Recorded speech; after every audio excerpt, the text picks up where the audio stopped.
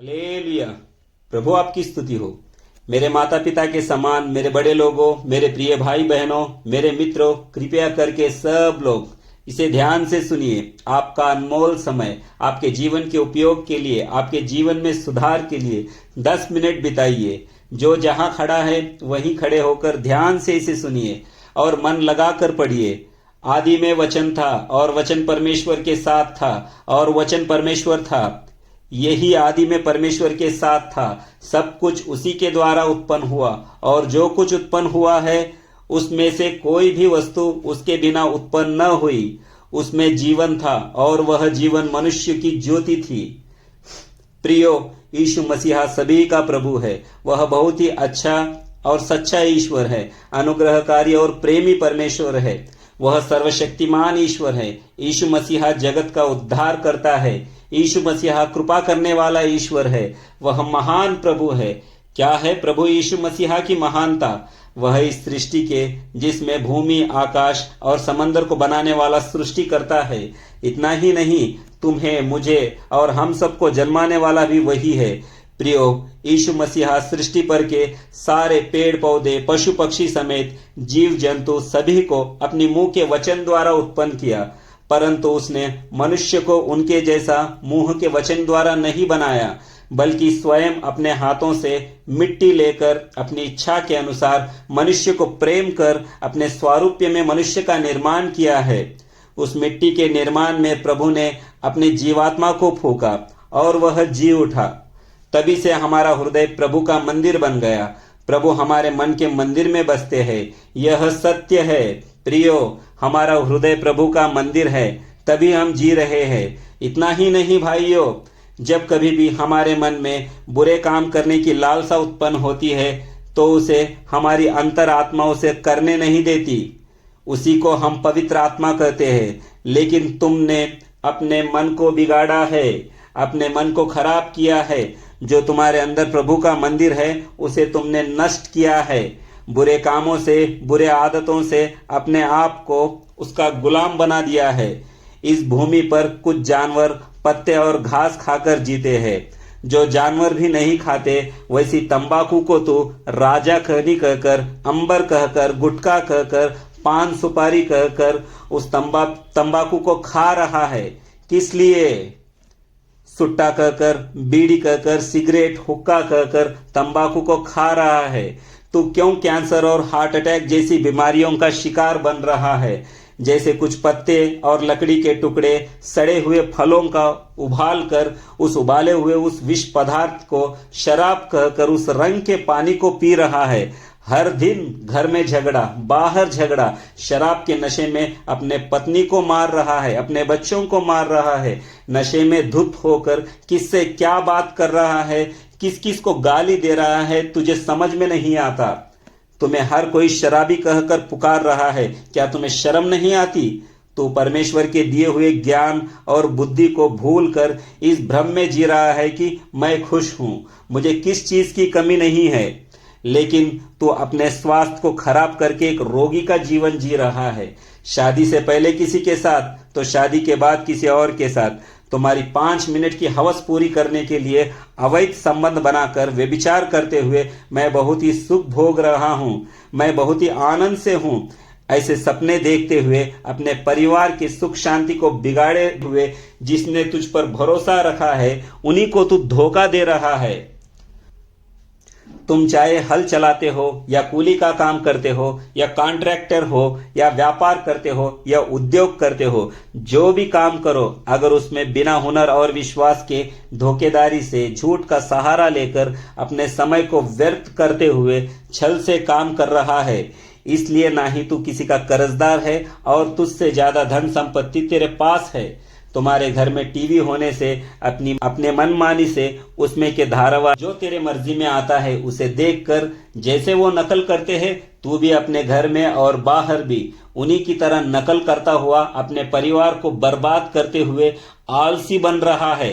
मेरे पास मोबाइल है कहकर अपने जान पहचान वालों से जो मर्जी में आए वो बात करता है, गाली गलौज करता है। अपने आंखों से मोबाइल में जो अनियंत्रित चित्र दिखाया जाता है, जिसे देखना भी पाप है उसे देखकर आनंद करता है और अपनी आत्मा को अशुद्ध बनाता है।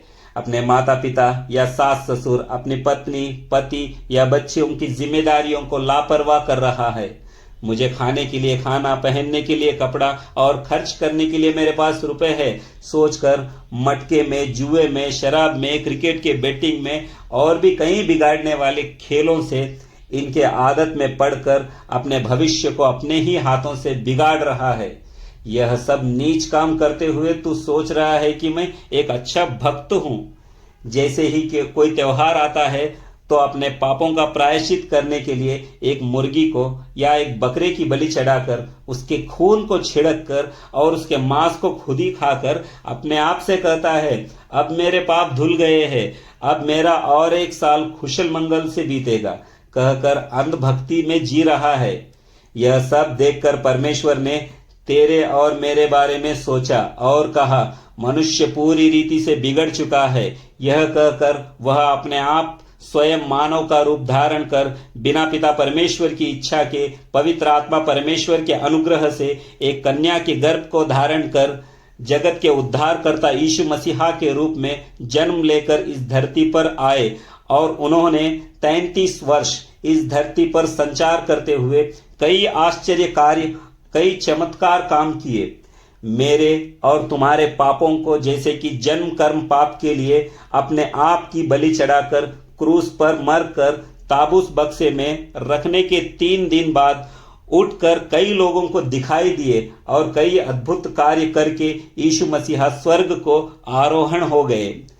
उसने जाते जाते यह कहा, मनुष्य मुझे बहुत ही प्रिय है, यह सारी सृष्टि बिगड़ गई है। मैं स्वर्ग जाकर तुम्हारे लिए एक नया राज्य का निर्माण करूंगा और दोबारा तुम्हें ले जाने के लिए आऊंगा। उस राज्य में धोखा, व्यभिचार, चोरी न होगी, वहां मृत्यु नहीं, युगानुयुग तुम जीवित रहोगे। वह तो एक बिना अंत की सृष्टि होगी। मैं सदा तुम्हारे साथ निवास करूंगा और तुम मेरे साथ। प्रियो, यीशु मसीहा के आने से पहले यह सब घटनाएं होगी, जैसे कि नई नई बीमारियों का फैलना, और हम में से कई लोग उन बीमारियों से गुजर भी रहे हैं। भूकंप होगा, सुनामी आएगी, तूफान उठेगा, युद्ध होंगे। यह सब प्रभु के आने का सुसमाचार होगा। इस छोटे से तात्कालिक जीवन को जीने के लिए, अपने परिवार का पेट भरने के लिए तू झूठ बोलता है, धोखा देता है, रिश्वत लेता है, अपनी बुद्धि और दिमाग को इस्तेमाल करके किसी न किसी तरह से जीने की कोशिश कर रहा है। फिर सत्य को तू क्यों ग्रहण नहीं कर पा रहा है? सच्चाई को क्यों समझ नहीं पा रहा है? तुम मरने के बाद युगानी युग परमेश्वर के राज्य में जीवित रहोगे, इसलिए तुम परमेश्वर को पूरी रीति से जान लो। एक बात तो सत्य है कि तुम्हारे मरने के बाद तुम्हारे माता पिता, तुम्हारे भाई बहन, तुम्हारे बीवी, बच्चे, तुमसे प्रेम करने वाली तुम्हारी बिटिया, तुम्हारा बेटा, तुम्हारे मित्र, तुम्हारे रिश्तेदार, कोई तुम्हारे साथ नहीं आएगा। तुमने जो धन संपत्ति कमाई है, ना ही वो तुम्हारे साथ, तुम्हारा नाम, तुम्हारी शान या तुम्हारा सोना चांदी कुछ भी तुम्हारे साथ नहीं आएगा। तुम सत्य से या असत्य से, मेहनत से या धोखे से तुम्हारा कमाया हुआ धन बैंक में हो या तुम्हारे घर के अलमारी में हो, कुछ भी तुम्हारे साथ नहीं आएगा। इतना ही नहीं, तुम्हारे जेब में 24 घंटे जो मोबाइल है वह भी तुम्हारे साथ नहीं आएगा। सभी को छोड़कर तुम्हें अकेले ही जाना होगा। परंतु तुम्हें अत्यंत प्रमुख बात यह सोचनी है कि मरने के बाद तुम्हारी आत्मा कहाँ जाएगी। क्या तुम्हें यह पता है? सभी समझते हैं कि मैंने तो बहुत ही अच्छे काम किए हैं, मैंने गरीबों की मदद की है, अन्नदान किया है, कपड़ा दान किया है, बहुत ही पुण्य का काम किया हूं। इस भ्रम में रहकर सोचता होगा कि मैं मरने के बाद स्वर्ग में ही जाऊंगा, लेकिन यह झूठ है। तुम्हें इसे स्वीकार करना होगा, क्योंकि पवित्र शास्त्र में पवित्र आत्मा के वचन द्वारा यह दर्शाया गया है कि तुम प्रभु यीशु मसीहा को परमेश्वर मानकर उस पर विश्वास करके अपने मन को फेर कर बपतिस्मा लेने पर ही तुम्हारा उद्धार होगा। जो उस पर विश्वास नहीं करते वह दंड के योग ठहर चुके। समय पूरा होने पर है, प्रभु का राज्य निकट है। अपने मन को फेर कर सुसमाचार पर विश्वास कीजिए, ऐसा प्रभु यीशु मसीहा ने कहा है। यीशु मसीहा ने खुले शब्दों में कहा है, मैं ही सत्य हूँ, मैं ही मार्ग हूँ और मैं ही जीवन हूँ। मेरे अलावा पिता परमेश्वर के पास कोई नहीं जा सकता। इतना ही नहीं, प्रभु कहते हैं, तुम सारी सृष्टि के कोने कोने तक पहुंचकर यह सुसमाचार सुनाओ। इसलिए आज हम आपके बीच, आपके गांव में आकर आपके पास यह सुसमाचार सुना रहे हैं। आप भी प्रभु को जानिए। तुम किन बुरी आदतों के गुलाम बने हो, उसमें से तुम्हें केवल यीशु मसीह ही छुड़ा सकता है और आशीष देगा तुम्हें। यह सब तुम्हें बताने से मुझे कुछ लाभ नहीं। मैं क्यों तुम्हें यह बातें बता रहा हूं? मैं भी कभी यीशु मसीहा को जानने से पहले इसी तरह पाप की जिंदगी जीता था, परंतु अब जब प्रभु यीशु मसीहा को जानकर मैं बहुत ही सुख शांति से जी रहा हूं। मुझे जो ये शांति का जीवन मिला है, आपको भी मिले और आप भी प्रभु को जाने और नरक में जाने से बचकर स्वर्ग में प्रवेश करें। मैंने जो प्रभु को माना है, ना ही मेरा नाम बदला है, ना ही मेरा धर्म बदला है, ना ही मेरी जात बदली है और ना ही मेरा गोत्र बदला है, केवल मेरा मन ही बदला है। मैंने किसी धर्म को नहीं चुना। यीशु को मानना धर्म परिवर्तन करना नहीं, ना ही जात को बदलना है, यह तो जीवन को बदलना है। तुम केवल अपना मन फिराओ, प्रभु तुम्हारे जीवन को सुधारेगा और तुम्हें स्वर्ग का वारिस बनाएगा। यही सत्य है, तुम इसे मानो या ना मानो।